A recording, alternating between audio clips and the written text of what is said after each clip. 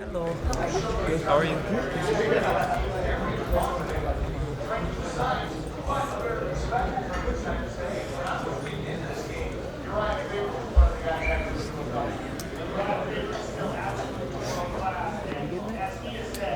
happy with your performance tonight, Yancy? It's unfortunate. I always look for a finish. I try and be entertaining for the crowd and my supporters and fans. But it's a win and back on the win streak.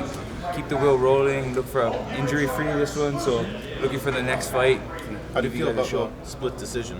I mean, when it comes to decisions, it's like Vegas. It's a gamble. You don't know how the judges looked at it, and if you don't solidify a finish, then it's kind of like up to the judges. So I mean, that coming by, win or lose, I'm like, oh man, here's the gamble.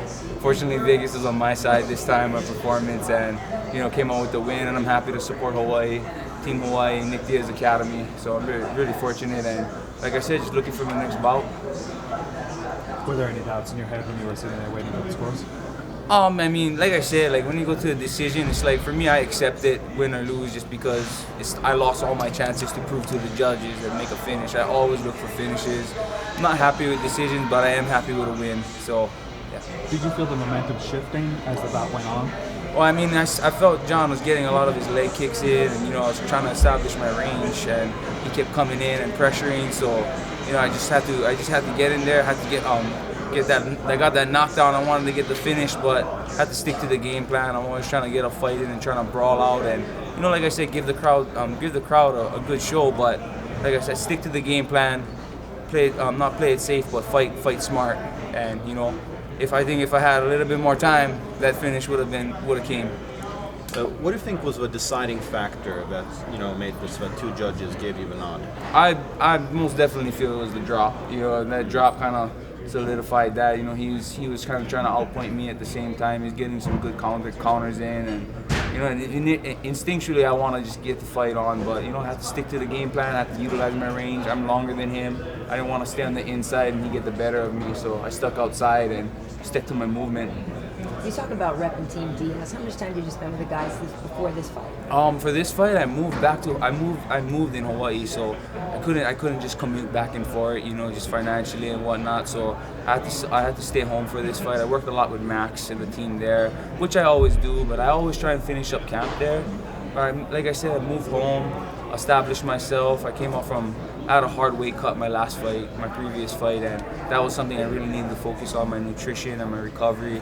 It's kind of hard ending camp up in California, and I can't if I got injuries, Nate them are like, oh, let's box. I'm like, I'm gonna be a bitch, I'm go in there, I'm gonna man up and do it, injury or not. So, I mean, I feel like I've prepared myself to go to war all the time. So this one I went in tactically, safe and smart.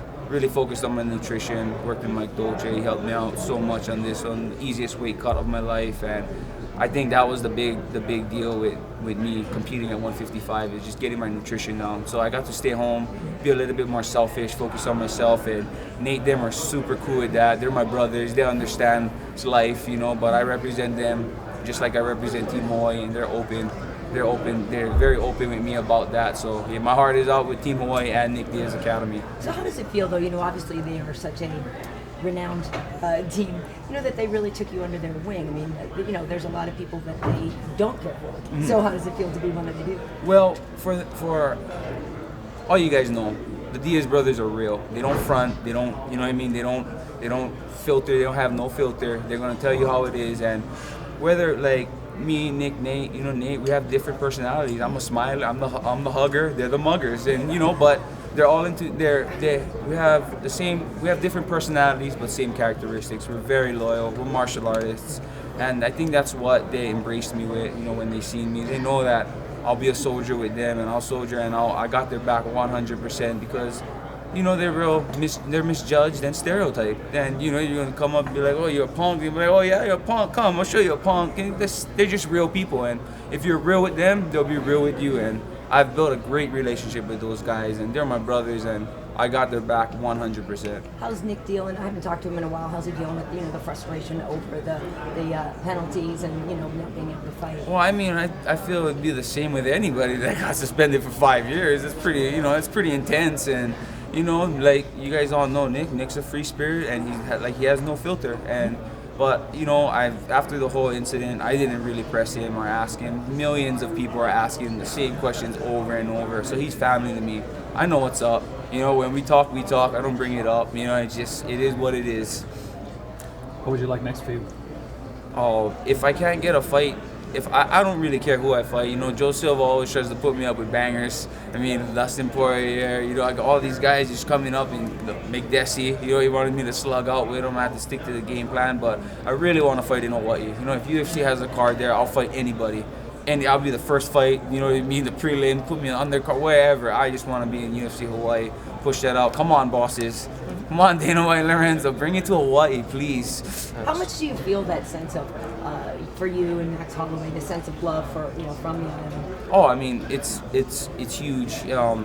I'm very appreciative from where I come from. You know, I'm not financially rich, but everyone there support. The support is so awesome there. I mean, it keeps me rooted, makes me remember where I came from, and that was a great thing about this camp. I really got to utilize Hawaii to its full effect. The support, the mana, that's the spirit inside of you, and people give that off to me, and it's just super motivating, you know. And I love Hawaii. I love the people there.